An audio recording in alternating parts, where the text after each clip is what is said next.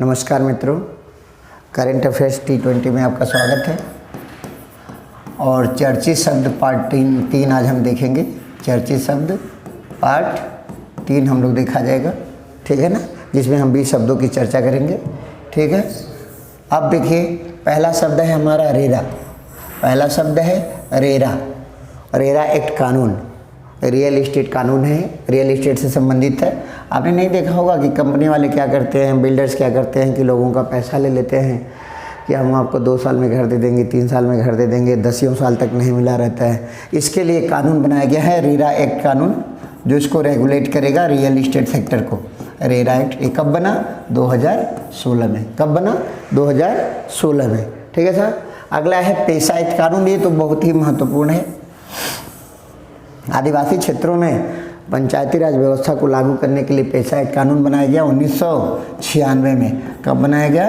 1996 में। पेशा एक्ट कानून कब बना? 1996 में, ठीक है मित्रों। अगला पॉइंट है हमारा न्यूनतम समर्थन मूल्य। अगला पॉइंट है न्यूनतम समर्थन मूल्य, MSP। तो आपने देखा होगा किसान आंदोलन में इसकी खूब चर्चा रही।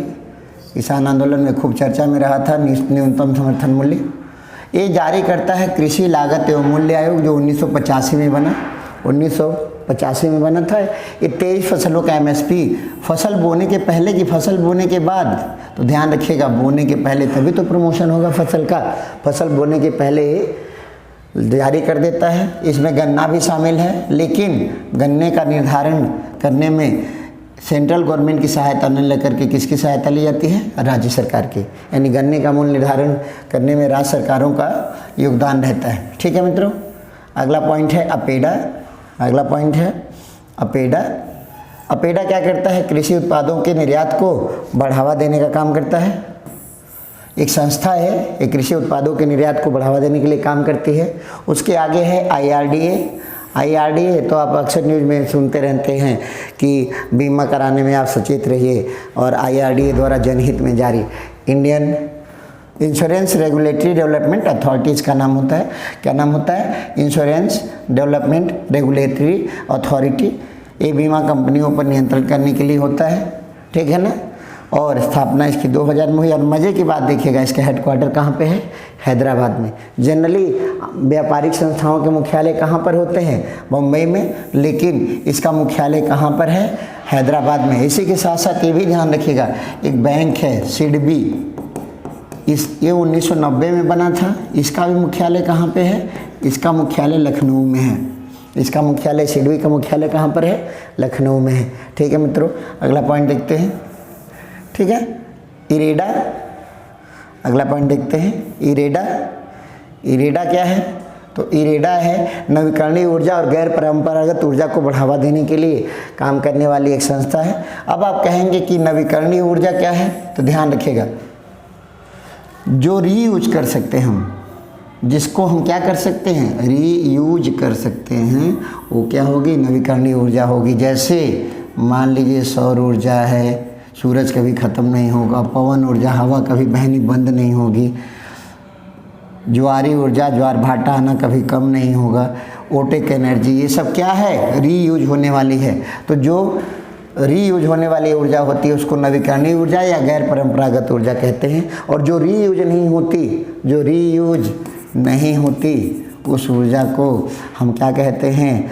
अनवीकरणीय या परंपरागत ऊर्जा। जैसे कोयला है, लकड़ी है, ये सब किस में आ जाता है? ये रीयूज नहीं होते। तो ध्यान रखेंगे मित्रों, इरेडा का क्या काम है? रीयूज होने वाली ऊर्जा जो भी है, यानी नवीकरणीय ऊर्जा है, उसके प्रोडक्शन को बढ़ावा देना, ठीक है ना। आप देखिए, एक का नाम है IRDA, इरेडा, वो बीमा कंपनियों पर नियंत्रण रखता है। इसका नाम है इरेडा, IREDA। यह किस पे नियंत्रण, किस काम में आता है? नवीकरणीय ऊर्जा स्रोतों को बढ़ावा देने के लिए, ठीक है ना साहब। अगला है आपदा प्रबंधन अधिनियम। जब 2004 में इंडोनेशिया में सुनामी आया, तो आपको याद होगा कि हमारे देश का तमिलनाडु राज्य बहुत अधिक प्रभावित था। हमारे देश का तमिलनाडु राज्य बहुत प्रभावित था। तब हमें एहसास हुआ कि कोई ऐसी संस्था, ऐसी व्यवस्था होनी चाहिए जो आपदाओं पर नियंत्रण और आपदाओं के बाद पुनर्वास और आपदाओं के लिए लोगों को जागरूक करे। तो जानते हैं क्या है? आपदा प्रबंधन अधिनियम 2005 में लाया गया। इसके अंतर्गत केंद्र स्तर पर एनडीए में, नेशनल डिजास्टर मैनेजमेंट अथॉरिटी, राज्य स्तर पर एसडीएम में और जिला स्तर पर डीडीएम में। यानी ऐसे नदमा, सदमा और ददमा, नदमा, सदमा, ददमा, ठीक है ना, नदमा, सदमा, ददमा बने। केंद्र स्तर पर जो आपदा प्रबंधन के लिए फोर्स होती है उसका नाम होता है एनडीआरएफ। इसमें पैरा मिलिट्री के जवान होते हैं। किसके जवान होते हैं?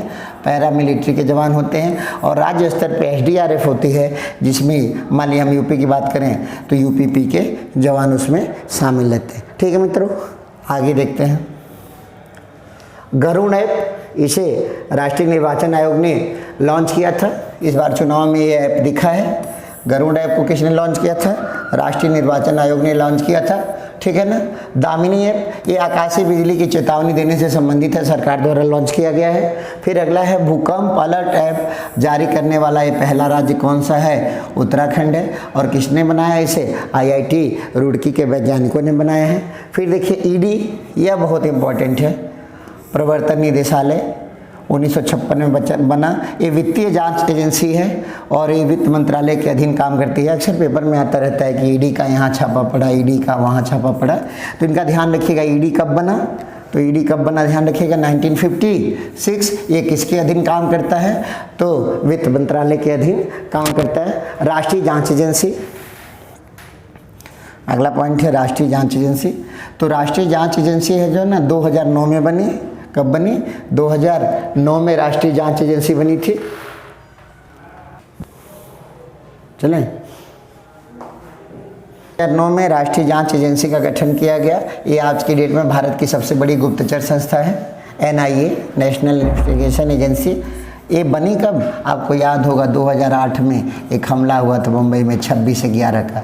तब हम वहाँ माना गया कि आईबीसी चूक हो गई, उसने अलर्ट जारी नहीं किया। तो ये कहा गया कि एक संस्था होनी चाहिए, तो इसके लिए उन्होंने क्या बनाया? एनआईए बनाया। कब? 2009 में। इसका हेडक्वार्टर कहाँ पे होता है? दिल्ली में होता है। हाँ, इसके साथ एक चीज़ ध्यान रखिएगा, भारत के बाहर विदेशों में काम करने वाली सबसे बड़ी गुप्तचर संस्था हमारी कौन सी है? रॉ है। आपने वो फिल्म देखी ना, एक था टाइगर, उसमें सलमान खान क्या रहते हैं? रॉ के एजेंट रहते हैं, रिसर्च एंड एनालिसिस विंग।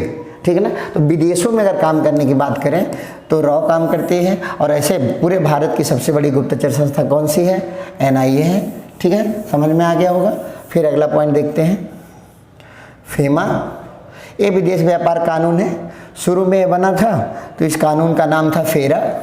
इसका नाम था फेरा, 1947 में बना। लेकिन 1999 में फेरा के स्थान पर फेमा कानून लाया गया। FEMA, सबका मतलब ये होता है foreign exchange management act. Foreign exchange management act अभी यही लागू है, फेमा कानून लागू है। ठीक है ना। अगला है जन प्रतिनिधित्व अधिनियम। नेताजी लोगों के लिए जो आचार संहिता बनती है कि ऐसे ऐसे क्या करना है उनको, यह बना जन प्रतिनिधित्व अधिनियम 1951। आप पढ़ते हैं ना कि कोई दागी नेता चुनाव नहीं लड़ेगा। नेताओं के लिए और सारे आचार संहिता होते हैं कि अपनी पार्टी के प्रति क्या करेगा, पार्टी छोड़ने पे क्या होगा। तो ये सब कानून नेताओं के लिए किस कब कैसे बना है? जन प्रतिनिधित्व अधिनियम 1951।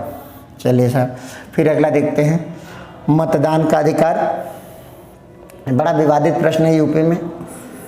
मतदान का अधिकार यूपी में विवादित प्रश्न है। कैसे विवादित है? तो आयोग ने माना कई बार कि संवैधानिक अधिकार है, कॉन्स्टिट्यूशनल राइट है। जैसे अनुच्छेद 326 में कहा जाता है कि वयस्क मतदान की व्यवस्था की जाएगी। किसकी? वयस्क मतदान की व्यवस्था की जाएगी। लेकिन जानते हैं क्या है? सर्वोच्च न्यायालय ने माना कि नहीं, यह संवैधानिक अधिकार नहीं है, ये सांविधिक अधिकार है। अंग्रेजी में ध्यान रखिएगा, कॉन्स्टिट्यूशनल राइट नहीं है, स्टैट्यूटरी राइट है। कैसा राइट है? स्टैट्यूटरी राइट है। तो सांविधिक अधिकार है, न कि संवैधानिक अधिकार। ये सुप्रीम कोर्ट का निर्णय है, ध्यान रखिएगा। ठीक है ना। चलिए, एंग्लो इंडियन समुदाय, अब आगे देखेंगे एंग्लो इंडियन समुदाय। ठीक है ना। जिस व्यक्ति का पिता ब्रिटिश मूल का हो और माता भारतीय, उन्हें एंग्लो इंडियन कहा जाता था। अब देखिए, एंग्लो इंडियन के लिए पहले व्यवस्था थी कि लोकसभा में राष्ट्रपति 2 सीटें मनोनीत करता था एंग्लो इंडियन का, अगर वो जीत के नहीं आते थे तब।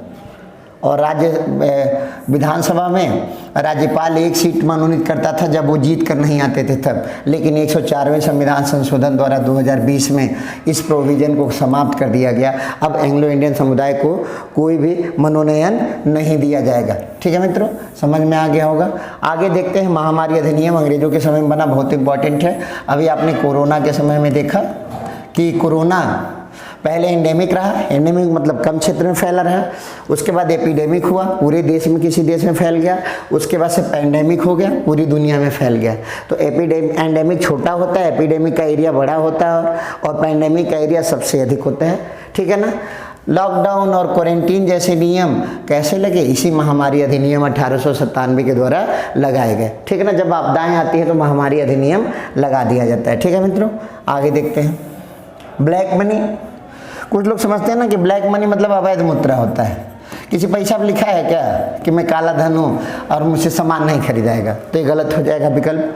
आपको करना क्या है, आपको ये ध्यान रखना है कि ब्लैक मनी वह मुद्रा है जिस पर किसी प्रकार का कोई कर न दिया गया हो। किसी प्रकार का कोई कर न दिया गया हो तो क्या हो जाएगी? ब्लैक मनी हो जाएगी। मनी लॉन्ड्रिंग, लॉन्ड्री में क्या होता है? कपड़े धोते हैं। तो क्या हुआ? मनी लॉन्ड्रिंग में क्या होता है? ब्लैक मनी डाला और वाइट मनी निकाला। तो क्या इलीगल हो सकता है? नहीं, यह इलीगल है। क्या है? अवैध है। क्या है? अवैध है। इसके लिए भारत सरकार ने कानून भी बनाया हुआ है, मनी लॉन्ड्रिंग प्रिवेंशन एक्ट। आगे देखा जाएगा। तो ध्यान रखिएगा, मनी लॉन्ड्रिंग क्या होता है? काले धन को गलत तरीके से क्या बना देना? सफ़ेद बना देना। ठीक है ना। नागरिकता अधिनियम, ये बहुत ही इंपॉर्टेंट है। नागरिकता अधिनियम क्या है साहब? 1955 में लाया गया। ठीक है ना। इसमें संशोधन किया केंद्र सरकार ने 2019 में, जिसको कहा गया CAA। ठीक है ना। इसी के विरोध में तो दिल्ली में शाहीन बाग हुआ, बहुत सारे जगह धरना प्रदर्शन हुए, सारी चीज़ें होती रहीं। यही है नागरिकता कानून में संशोधन का वर्ष 2019 का। कानून कब लाया गया था? 1955। अब यहाँ एक अनुच्छेद याद रखिएगा मित्रों, अनुच्छेद 11। अनुच्छेद 11 में यह प्रोविजन है कि संसद नागरिकता संबंधित कानून बना सकती है। ठीक है ना। इसी आधार पर संसद ने कानून बनाया, 2019 में संशोधन किया। इन्होंने कहा कि भारत के पड़ोसी देशों से अगर गैर मुस्लिम कोई शरणार्थी आता है तो उसे भारत की नागरिकता दी जाएगी। ठीक है ना। और दूसरा नियम ये बनाया, पहले होता था कि 10 साल भारत में रहने पे नागरिकता मिलती थी, अब इन्होंने उस अवधि को घटा करके कितना वर्ष कर दिया है? 5 वर्ष। ठीक है मित्रों, धन्यवाद। आगे मिलते हैं।